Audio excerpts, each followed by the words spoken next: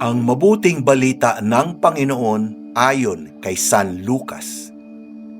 Noong panahong iyon, sinabi ni Jesus sa kanyang mga alagad, "Ang anak ng tao'y dapat magtiis ng maraming hirap.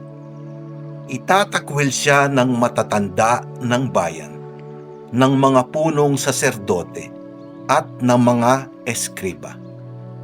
Ipapapatay nila siya, ngunit sa ikatlong araw ay muling mabubuhay."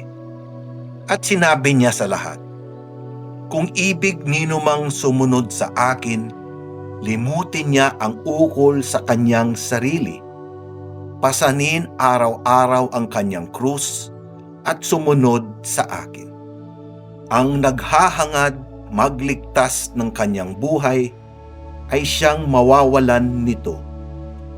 Ngunit ang mag-alay ng kanyang buhay alang-alang sa akin ay siyang magkakamit noon. Ano nga ang mapapala ng tao?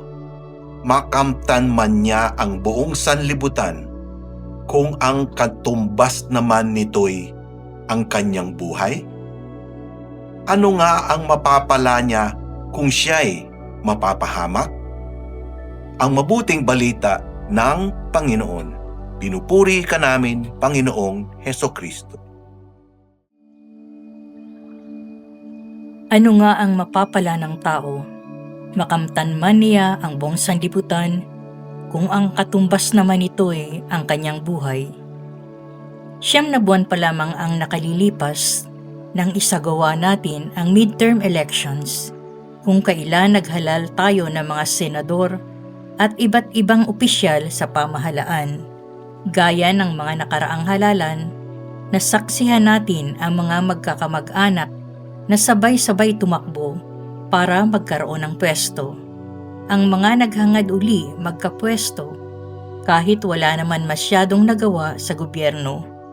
Mga magkakadugong naglaban para sa pwesto at mga tumakbo para sa mas mataas na pwesto. Isa lang ang marahil tumakbo sa isip nating lahat. Mga ganid sila sa kapangyarihan. Batid natin na matindi ang korupsyon sa gobyerno. Sa kabila nito o dahil dito, marami ang nagnanais magkapwesto sa pamahalaan dahil nga sa dala nitong kapangyarihan. Kapag may kapangyarihan, parang pag-aari mo na rin ang daigdig. Ngunit hindi ito ang itinuturo ni Jesus. Sinasabi niya na kalimutan ang sarili, buhati ng sariling krus at sumunod sa Kanya. Mga bagay na makita sana natin sa ating mga politiko. Pagnilayan kung ano-ano ang mga krus mo sa buhay at kung paano ito nakatutulong sa iyo upang maging tunay na alagad ni Kristo.